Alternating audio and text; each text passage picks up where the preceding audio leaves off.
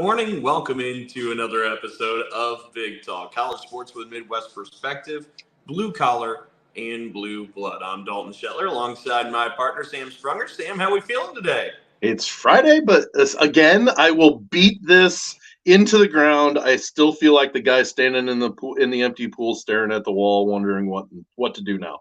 What do I do with my hands? So I've started to parlay all the energy and attention that I spend in basketball throughout the year into my golf game, and not a good ROI there. Like, it's just good vibes on the course and a little bit of sunshine. But are you getting better at? I was gonna say No. not getting any better. It's just at least you've got something to do, right? It's so frustrating. It's been a few years since I played some golf because I don't have the greatest, like my back is like, if too much wrenching, I'm like, ugh. So I enjoy golf because I like the setting and the being out in nature, and every once in a while I hit a good shot that makes me want to come back to it. That's the addictiveness of golf. Is I'm so horrible at it, but every once in a while I hit that perfect tee shot or I hit that perfect shot that makes me go, I think I could do this. No, I can't, but I'm delusional. That's the one commonality that's just universal with golfers. It's right. Just that one shot. We live for that one shot.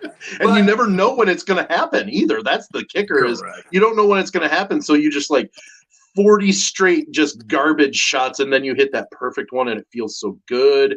And you're like, oh, this is why I do this. 100%. So besides my horrible golf game, we do have some things to get into. We're going to talk a little bit about the NFL draft, the Big Ten influence in it, what we saw from the first round. Also, of course, the transfer portal news is up and running. And by the way, we're getting close to the end of this transfer portal date. Players have until May 1st. They have through April 30th to enter the transfer portal. Yeah. So we should be getting a better look sooner rather than later of what some of these rosters are going to look like. And we've already seen it some. There's just still going to be some movement. Like we were talking just before we went on the air, that you had a big one come out of Miami. Norchad Omier decided to transfer. He's averaging 17 points, 10 rebounds. He just entered it yesterday. So you're still getting some profile guys here to the last minute of that transfer portal window. But it's fascinating nonetheless. And honestly, Sam, all jokes aside about the golf game, given the fact that we don't have games anymore to break down, I mean, this is really where a lot of my attention and energy has actually gone to, is just watching the movement and trying to picture what some of this roster construction is going to look like for so many different teams. When you started your career, did you ever at any point think that you would be covering free agency in college? No. So, and that's actually a good point, too, that I think would be a helpful tip or frame reference for listeners. I started professionally in 2016. 2016 was just 8 years ago. Right. It's not. It is a drop in the bucket ago. Like, it's not very long ago. It's so different. Like, back then, in my day, sit out a year. You used to have to sit out a year, or you'd have to be a transfer or whatever. Like, you know what I mean? It's so different than when I started. And again, that was just 8 years ago. It's vastly different. And I can remember, I'm this age, and I know I've mentioned it before, but I can remember, like, if you were at a Big Ten school, like when Luke Recker was at IU, he wanted to transfer. He could not accept a scholarship to another Big Ten school at the time. Yeah. So when he transferred to Iowa to play for Steve Alford, he had to go as a walk-on. Like, he was not a scholarship player. That's how old I am. Yep. No, I totally know what you mean. It's a wild, wild time in college athletics. We'll get to some of the recent movement that we've seen and how it impacts the Big Ten. But let's go ahead and start, Sam, with the big thing, the NFL draft, because it is happening in Big Ten country in Motor City, Detroit, where they broke an attendance record last night. 275,000 people, I believe, is what I saw on social media, which is unbelievable. Detroit showed up in a big way. I don't live too far from Detroit. I am so glad I didn't decide I wanted to go to that, because I love events. I don't like being in big crowds, and 250 or 75,000 people would not have made me feel comfortable or good in any way, shape, or form. But you know what it stood out to me as, Sam, is like, look, with the NFL, I don't necessarily have the same amount of passion to right go to something like this, but that's a lot of people that feel the same passion that you and I do for like Big Ten sports. Oh yeah. Like they felt that passion and called to be there for that event. I found that to be pretty cool, but I'm with you. I'm good. But I'll Lions watch. fans, If I want to intake or ingest any of it, I'll just watch it on ESPN. yeah. I like to do whatever else I'm doing with my life and just read it on social media or Right. whatever. And during the first round, I do a lot of walking to kind of keep fit, and I use the air quotes very liberally there. But I was walking when the first round was going, but I was getting updates. Not that I was paying much attention, but I was getting those updates from ESPN while I was walking. So yeah, I can do other things. It's kind of like me and radio. I would rather listen to a game on the radio than watch it, just simply because then I don't have to be beholden and held to that television. I can go do other things while I do it. Makes my heart warm. I feel like there's not enough of those anymore. But let's talk about the NFL draft, because one thing I thought was pretty interesting before we even talk about the Big Ten players. This is what got me intrigued as I was walking around doing whatever for a while. It took 15 picks to get a defender selected. It's a record. NFL draft. It was unbelievable, the string that was taking place. I don't know if we should read too far into this, if this is a sign of, hey, offense, the game is kind of tailored to it, so assign your highest stock, your highest value there, or if it's just a bit of a best available situation. I would bet money that that's it. The best available? No. I would bet money that it's the game is transferring to more of an offensive game. Now, don't get me wrong. There was no huge standout defensive player that was just, you have to take him if he's available. But I think a lot of people, I mean, look at what Atlanta did. Like, they stretched for what they took, and it upset a gentleman from where you're at. Kirk Cousins was not a happy person. I was going to say, if we could talk about that, that's actually before the streak of just offensive players was happening. That's what got me to a television at that moment. You're like, no way. The Falcons took Michael Penix Jr. at number 8. And if you're walking into this blindly, you're thinking, oh, yeah, Michael Penix had a great year at Washington, a great career, started at Indiana. Like, yeah, that makes sense. What doesn't make sense is Atlanta just got Kirk Cousins this offseason and paid out the wazoo a contract. Like, so much money. I should pull up his actual contract. But they just dumped so much money into Kirk Cousins. Right. And then they took Michael Penix with the 8th pick. It's a little bewildering. So Kirk Cousins' contract is 4 years, $180 million. So you've already spent the money on that. And then you went for a prospect like Michael Penix. And I saw a quote later, because there was so much like drama around this, right? Where there's a video where the owner, Arthur Blank, comes down into the war room and is like, you can kind of tell from the nonverbal language demanding an explanation from the GM. Like, things were a little bit dramatic in some of those videos. So Blank didn't even know it was happening. According to that video, it certainly didn't seem like it was on the same page. So you had all of that going on. And then you had a comment after the draft where Falcons personnel said, you know what? If Penix has to sit 4 or 5 years, that's a good problem to have, because it means Kirk Cousins is doing really good. And it's like, that's not what you use a number 8 pick for, though. Like, that's really confusing. That's a second-round pick to the best. You don't use a top 10 pick to do that, I don't think. Because you look at Aaron Rodgers. He was a number 23 or something like that when he was picked by the Packers, and he sat for 4 years. But he also had one of the best quarterbacks ever to play in front of him. And again, not that I'm an NFL expert, because I pay way more attention to college football and not as much in the NFL. But the NFL has changed a lot too, where teams and franchises are trying to exploit rookie quarterback contracts versus has been the system. Like the Texans right now are going all in because they have C.J. Stroud on a rookie contract. Like for what, 3 or 4 more years?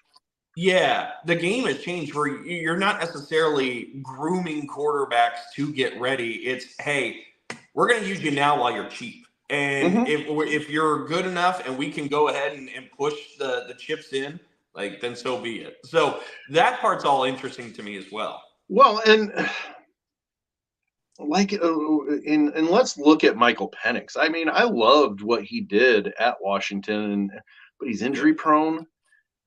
And is he a top 10 pick? I mean, I don't know. Would he have been picked in the top 10 had Atlanta not taken him? No, he wouldn't have been, because let's look at, I mean, the Bears weren't going to take him. Maybe the Vikings take him because they traded up into the 10 spot. Maybe. I think they traded up to get their guy. Yeah. I think they wanted McCarthy. Yeah. Yep. But that was just a fascinating thing to come from the draft. Like, if you like drama, that one would have you hook, line, sinker. But let's get to the Big Ten prospects here, because Marvin Harrison Jr. was the first Big Ten member off the board. There were 4 Big Ten picks in the first round of the old Big Ten, right? We're not. I was going to say, technically, you could throw in all those 4 teams that are coming in, but yes, you're right. They're all over the first round are those 4 teams. They never took a Big Ten snap, excluding Michael Penix at Indiana at the beginning of his career. But so we'll stay with the old Big Ten. And Marvin Harrison Jr. goes with the 4th pick to the Arizona Cardinals. Look, talking to people, I talked with NFL draft expert Mike Renner not long ago from Pro Football Focus. I asked him, and this seems to be just about the most common question, is there a comp for Marvin Harrison Jr.? Like, who do you compare him to? And he said, nobody. He goes, honestly, one of the best comps would be maybe like an AJ Green. Think freakish, athletic, and so good with the fundamentals. He goes, he does a lot of the same things his dad does. He's just longer, taller, more athletic.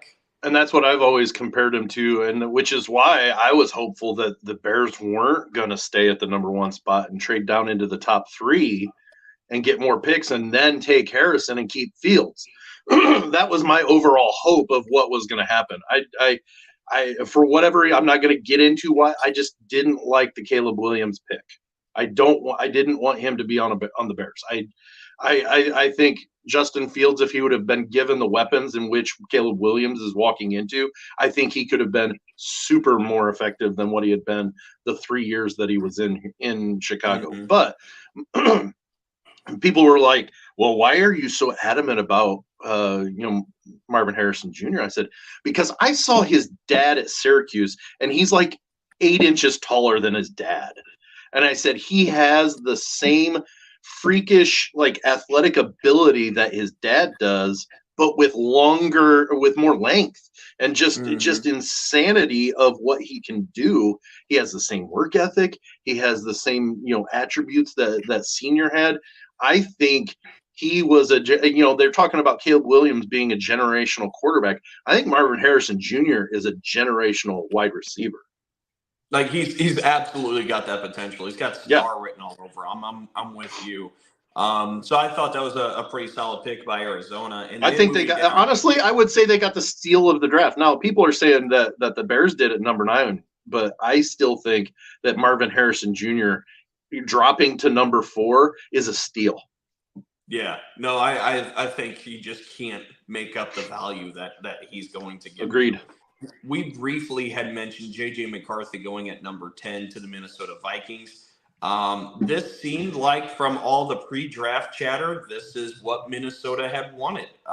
Minnesota wanted to get J.J. McCarthy, liked all the different trades. We talked about it, I think, last week, that JJ's stock really rose off the charts through all the pre-draft work stuff. Yep. Because if you watched Michigan and paid attention to him this last year, it wasn't because J.J. McCarthy was slinging the ball all over the field that they were the national champs. Matter of fact, against Penn State, they didn't throw the ball for the entire second half. Just getting ready to mention that.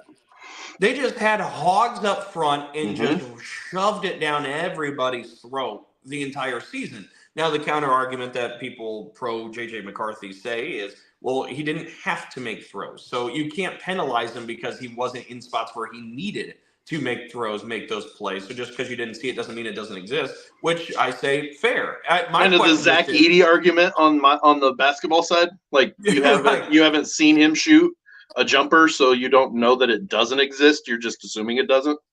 Right. Well, and my thing then too is like this is such a weird one to analyze, right? Because don't forget too that for like the first 6 games of the Michigan season, A, they played them all at home, but B, JJ didn't even play the second half of a lot of games because they were like it doesn't have a ton of film that you really want to see if you're going to draft him. Right. So like it's pretty heavily dependent on what you saw pre-draft and the conversations you had with them. And apparently, I mean, everybody seemed to have a consensus that those came out really positive. I just find that to be really unique. Unique is the right word. Like, it's just, he's a very different case than so many other players because of that situation. Yeah, with him, you go solely on, like you said, his workouts, and you see what he's got potential, what his attributes are. You look at what his potential could be, not necessarily what he's done on film. Now, that's not to say that he didn't do good things on film, but like you said, half the first 6, or all the first 6 games, he probably didn't play most of that second half, if not all of the second half, because they were up and they didn't have the worry that they needed. And then, like you said, against Penn State, one of the best teams in the conference, they didn't throw the ball. They didn't need to, and they just wore them out in that second half. And they didn't need to throw the ball because their running game was strong enough to get first downs and keep chains moving and keep the ball in Michigan's hand or in their hands. That he just didn't have that. So but honestly, I was surprised that it took off so much because I wasn't sure. Because you talk about, like you said, everybody's talking about, you don't know what exists because you haven't seen him do it. So it kind of caught me off guard that he had that meteoric rise because we hadn't seen it. So we're like, are they taking a flyer on him? But obviously that's why they're in the positions they're in and why I'm standing here going, are they sure? Right. But yeah, no, it certainly was interesting. And that one's going to be, again, I think unique's the best way to describe it. Not necessarily wrong, good, whatever. It's unique, and it's going to be interesting to see how it pays off. By the way, we talk about Michigan football just shoving the ball down everybody's throats with the Hogs up front. How appropriate is it that Jim Harbaugh in his first draft as the Chargers head coach takes an offensive lineman in the top 5? There's a shot. Not wrong, but could you find something more on character? Well, I think it was John Fanta said, "Oh, I hope somebody trades into the 4 spot to take a quarterback, and it forces Jim Harbaugh to take Marvin Harrison Jr." That is awesome. Because it would have left him no choice but to take it. And knowing Jim Harbaugh, he wouldn't have taken him. That's just it. He would have taken his Joe Alt still, even with Harrison on the board. That or he would have traded out. He's steaming in the war room. You got a generation receiver. I'm not doing it. It's so good. So that's 2 of the Big Ten players. The third one was Olu Fashanu at 11th going. What'd you say? Bless you. He goes to the New York Jets, the offensive tackle out of Penn State. Now, look, I mentioned I had chatted with Mike Renner about a week or so ago. When analyzing Olu, he said he was so impressed with Olu. He said he has footwork like a cornerback, and he's strong, he's big, he's wide, like he's got a great frame. Like, this is a cannot miss offensive lineman. That's a huge statement right there. He's got feet like a cornerback at an offensive tackle position. That is huge, especially at a tackle, because you're on the edge, handling those hard outside edge rushers. If you've got footwork that can handle those guys, you're aces. And if he can't miss, I mean, I'm kind of wondering how in the world is Joe Alt that much better? Joe Alt's pretty good. Well, I know he is, but is he that much better to take him at number 5 over this guy who's got the footwork that could protect your franchise quarterback potentially on the backside? That's fair. I didn't ask him about Joe and make it a direct comparison, but yeah, no, it's I'm not sure because I had watched the Notre Dame football this year, but I can't say I fully paid enough attention to the two tackles to be able to really split the hairs between. And I have no idea. That's why I asked. Both seem really solid though. Like from watching the games and watching a little bit without really digging into tape, I'm not sure that either are going to have a sour career. I think both are pretty strong. We're splitting hairs is what you're saying? It's kind of what it feels like to me. Like I think we got two really good ones here, maybe in different ways. Now, which one is it a surprise that J.C. Latham went in between those two? Like, is Latham that close? I mean, again, we're talking about a couple of people that are not in the conference in which we cover, but you have to. We know these people. We know them by name, anyways. And that was Mel Kiper's one of Mel Kiper's head scratchers was J.C. Latham. Really? Okay. I was going to say he said now I think he's going to be good, but who he got picked over was kind of a head scratcher as to why Tennessee did that.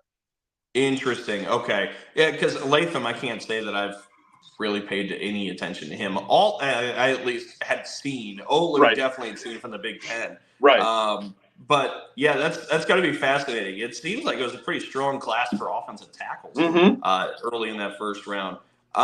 Moving down, the 4th pick for the Big Ten in the first round was Chop Robinson, the edge rusher out of Penn State. I love that name. It is. And he goes to the Miami Dolphins at number 21. This is, again, another one of those guys, when speaking like with Mike Renner, said that this guy is so strong, so fast. This was another good pursuit too. But how about as well, Sam, so you have 4 picks in the first round from the Big Ten. Half of them are Penn State. Yeah. Half of them are Penn State. Like you were shocked that they weren't better, but they have pros. They have the dogs to.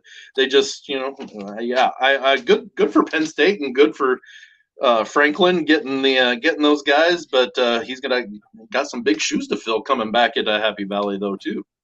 Absolutely losing those guys.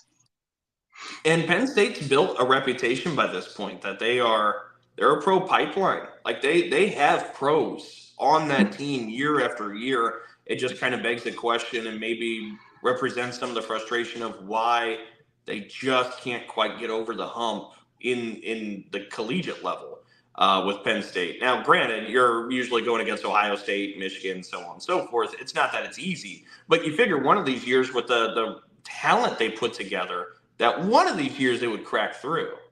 Yeah, you'd think so.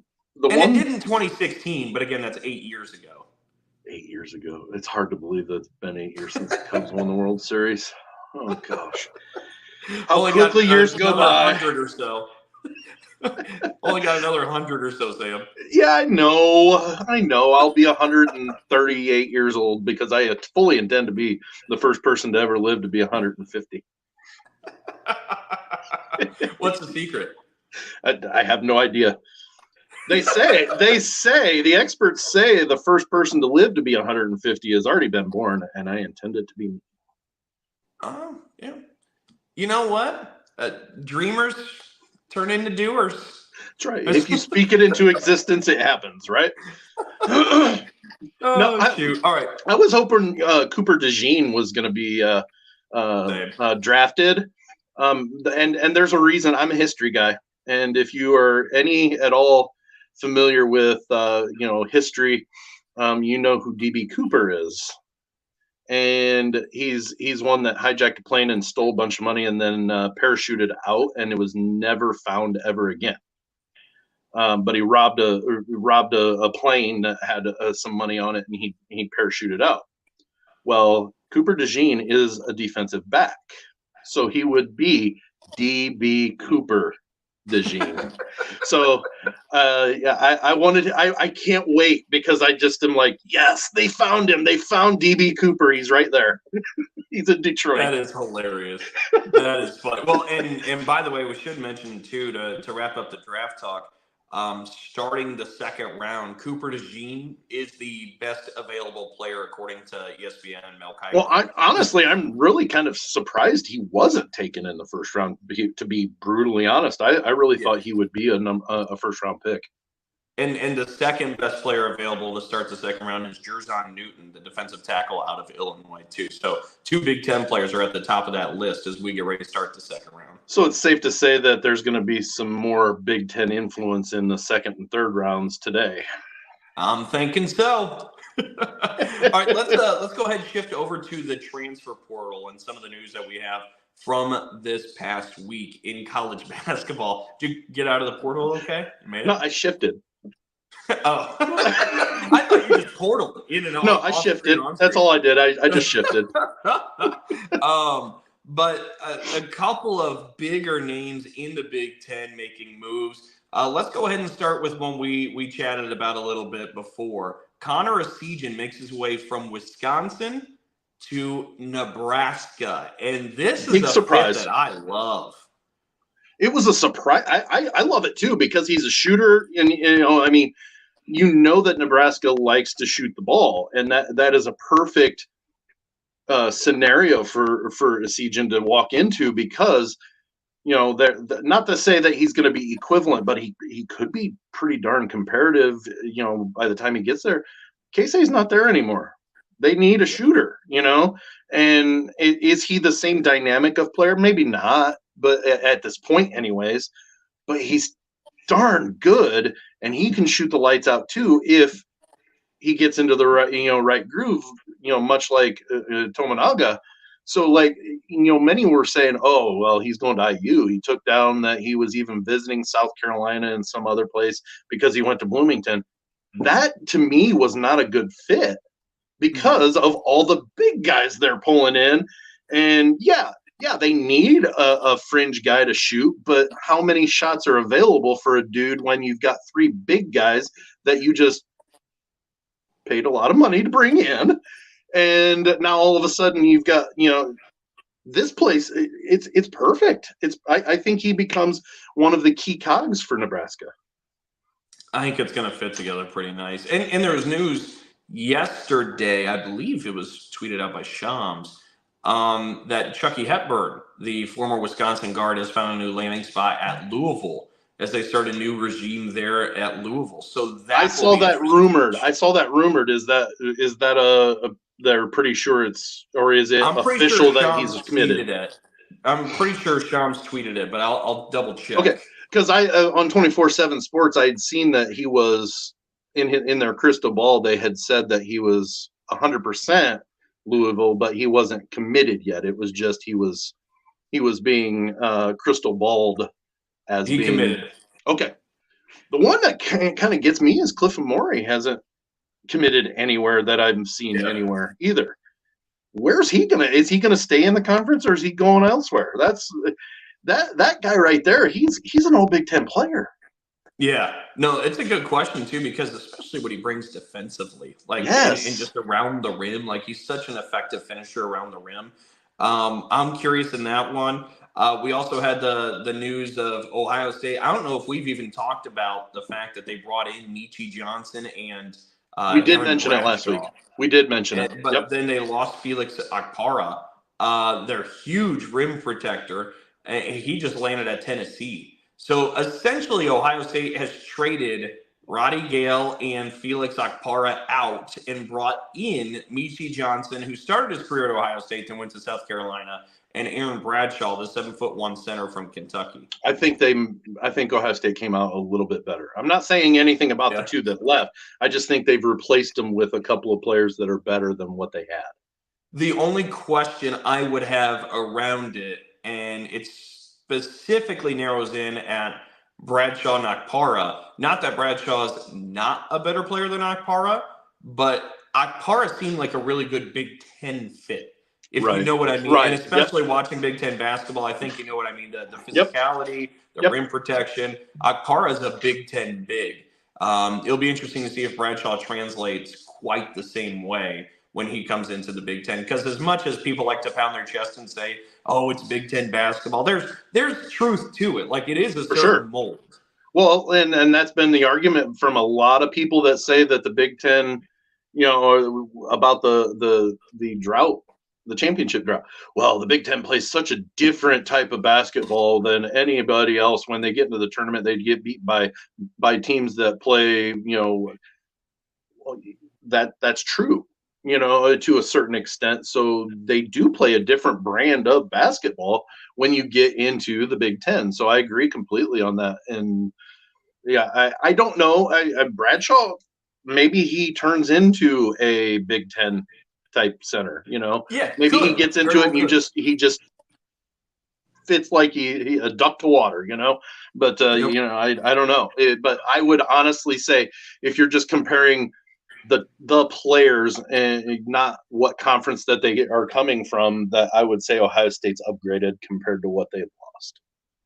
If we talk about still like with Roddy Gale and we stay in the transfer portal, let's head over to Ann Arbor, because Roddy Gale transfers to Michigan, which again goes to show the sacrilege, isn't it? Day and age, a Buckeye becomes a Wolverine. That's like a Boilermaker becoming a Hoosier or vice versa. But Dusty May early on has gotten to work. So he gets Roddy Gale. He gets Danny Wolf, who is a 7-foot center at Yale. He gets Reuben Jones to transfer in, guard out of North Texas. He gets Trey Donaldson to transfer in, a guard out of Auburn. He gets Sam Walters to transfer in, a 6'10" forward out of Alabama. And it sounds like rumors basically are saying that he may still have more to come, is what we were talking about before we took on the air. But regardless, even with just the body of work we have in hand, Sam, this is impressive, quick work from Dusty May.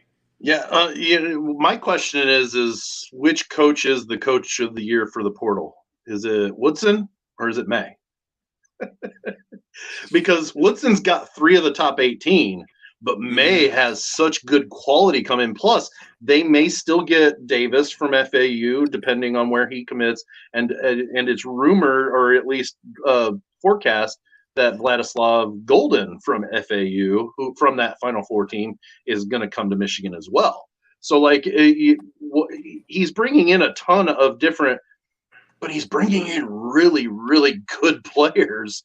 And now, granted, you have to be at the bottom to be able to bring in that many people and make a splash like this. But let's get to brass tacks.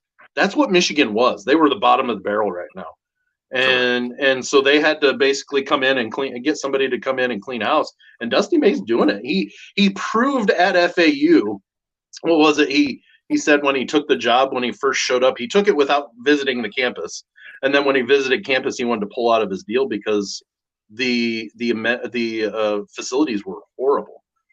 But he built it, and they got new facilities, and he built a Final Four program at FAU. So he's gonna do good things at Michigan. And so I'm just curious, because Mike Woodson's had one heck of a good portal season, but so's Dusty May. Well, and the other coach I thought of was Brad Underwood. I mean, Underwood works the portal very well. Just a refresher for people if they've forgotten, Kylan Boswell, the guard out of Arizona, transferred in. Kerry Booth, the forward out of Notre Dame, transferred in. They got Trey White, a forward out of Louisville, to transfer in, and Jake Davis, a forward out of Marquette to transfer in. Now, they've lost a little bit more maybe than they expected. Luke Goody just hit the transfer portal as well. So they're having a little bit of an exodus between him, Hansberry, Dane Danger, but still Underwood's done some nice work there. That will be interesting to see maybe if they can overtake it. But hey, guess who threw their hat in the ring this week? Who? Tom Izzo and Michigan State. The Spartans land Frankie Fiddler from Omaha. Fiddler averaged over 20 points a game. He actually went into the. Wait. I need to sit down. I think. I think I do. I think I need to. I think I just need a couple seconds. I get it. Okay, I'm ready. Really? So good for Michigan him. State gets their first transfer in 3 years. They land Frankie Fiddler. This is interesting because I think it's a great fit, Sam. You throw him at the small forward spot. What it does is look, because Michigan State's offense, as we know, it's set, right? Like they've ran the same thing for the last 29, 30 years. And it's going to be a lot of high pick and rolls, especially towards end of shot clocks. But a lot of the action early on, if it's not that, is going to be pin downs. They pin down a lot. And when you pin down and set Fiddler up off a down screen to pop out to the wing and play, he's the kind of shot creator who's going to be able to play through that. And that's going to open up and I think relieve some of the pressure on the other existing players like Jaden Akins, who's another pretty solid pin down player. But maybe he can spot up shoot in some other ways. You know what I mean? It opens up everybody's game a little bit. Fears running the point guard. So that will be really, really interesting. The big question mark I think that exists is to see if Michigan State is kind of set now or if they're going to add any more pieces because they're still looking at the 5 with Jackson Kohler and Carson Cooper. Go ahead. I still think the question is who convinced Izzo to do it, or did he decide on his own? that's going to be one of the first pressers to find out. Was this your idea, or was this one of your assistants? He had talked about it, but no, it'll be interesting though to see if this is it or not, so we can actually kind of see maybe what the offense will look like for next year. But that's a huge addition nonetheless for Michigan State and gives them a pretty big dynamic in the pin down game to be able to score effectively. Outside of that, are we missing transfer portal news? Duke got one really good player from the Big Ten. They got the 6th man of the year from 2024, the 23-24 season. Mason Gillis from Purdue committed to. How does that feel to see him in a Duke jersey? I sent you the text with a pukey emoji, okay? So you know exactly. You're just baiting me right there, Dalton. I don't like that. I don't like that at all. No, and you know what? I really, truly think, and having interacted, first off, whoever posted that they heard that Mason Gillis was actually a pariah in the Purdue locker room is way off base. Well, I forget, it was Sam King tweeted that he said, this, of all the fake news, this has to be the worst. And it was somebody after Gillis had committed saying, I have, knowledge of the fact that Gillis didn't ever fly with the team. He didn't ride the buses. There is enough footage of Gillis. Well, shoot, he was the one walking off the plane from Detroit in West Lafayette holding the regional trophy. So that right there just disproves whatever in the world that was. But my point on that one is he was kind of the leader in the clubhouse. But I think he transferred for the fact that he's trying to get his graduate degree. He has already graduated. He's getting a graduate degree, and Duke's one hell of a good institution to get a master's degree from. So while I hate it for the basketball aspect, good on Mason Gillis on furthering his career outside of the sports to get that degree that he so needs. No, that's pretty cool. That's pretty cool. Let's go ahead and segue over to the women's game for a moment because transfer portal, I tell you what, there's been a couple of teams that have really improved throughout this portal. Maryland's insane. They are loading up this offseason on the women's side. Oh, sorry. I had a burp caught and I couldn't get it out. You thought I had something to say. It was just me burping. No, I agree. It's something that, like, we talked about this on a separate show, that how the women's game is catching up to the men's game. And the fact that the portal is just as active on the women's side is kind of proving that the programs are being able to, try to make splashes right away through the portal.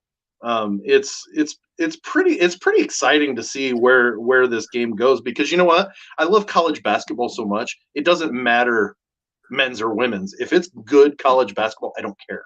And that's what I'm excited about and it's not just the top programs improving. It's all these programs are able to go out and get players, and it seems like they're heating up just as much as the men's.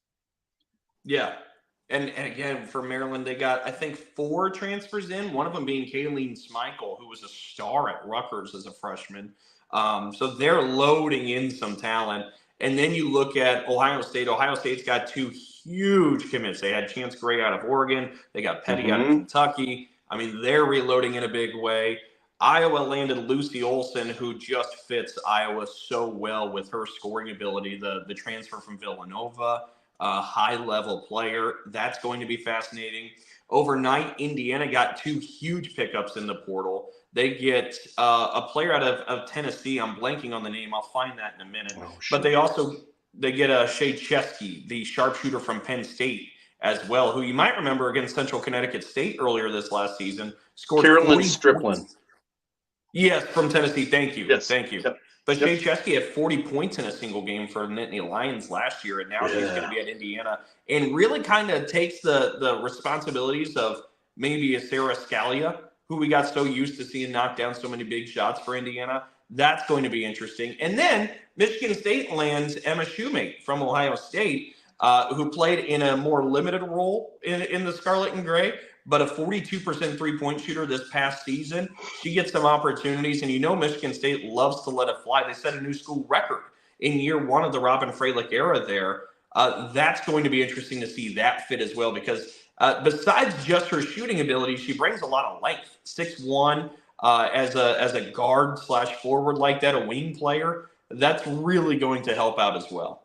And that's something, a lot of people that are maybe new to the women's game. 6'1" is actually a good size, like a pretty tall size for a guard. Like you're right now, I'm looking at the 3 that are that entered the portal from Ohio State. Diana Collins, a guard, Emma Shoemate, a guard, and Ricky Harris, a guard. Emma Shoemate is 3 inches taller than the next tallest one. Yeah. Like, 5'9" and 5'10" are Diana Collins and Ricky Harris. So those are, like I said, those are big. She's a big guard, so where she can go in, play in the post, or she can maybe post up a smaller guard, or she can go guard a forward that maybe 6'3". But she brings some size, and she's got some years left. She's only a sophomore coming in, or maybe she's a junior, so that gives her a couple of years, I guess. But still, she's got more than just 1 year of transfer in. So Michigan State, after a really, really, I don't want to say overachieving, but they overachieved to a sense because they weren't expected to be there. That's fair. They're not rebuilding necessarily. They're kind of reloading some positions. They're going to get some of the players back that were out for injury. So like Michigan State could be a top tier team in the Big Ten this coming season. It's going to be fascinating once rosters kind of level out and we know when the dust settles. But I mean, there's been a lot of teams that have gotten better this offseason with the transfer portal, and the good news for Michigan State is they're one of them. So that's good news. For Purdue, Mary Ashley Stevenson entered the portal just here recently too. 9.7 points and 5 rebounds a game. She's in the portal. That stunned me. Stunned me when I saw that yesterday. So that'll be interesting to see where she lands, because she was a pretty big centerpiece to what Purdue was doing in her freshman season last year. So this is a young, talented player. That's going to be interesting to watch. But anyways, all right, so that'll close for the transfer portal talk, our NFL draft coverage of the Big Ten Conference.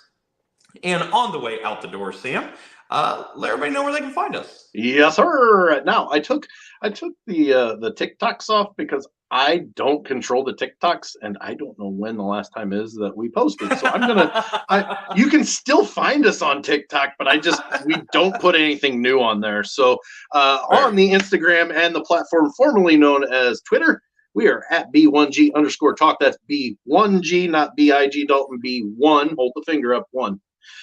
Big Talk for Facebook, same B1G Talk, Big Talk, not All Big Talk. I'm sure that, again, this is the same rigmarole. They're probably great people over at All Big Talk, but they're not these people.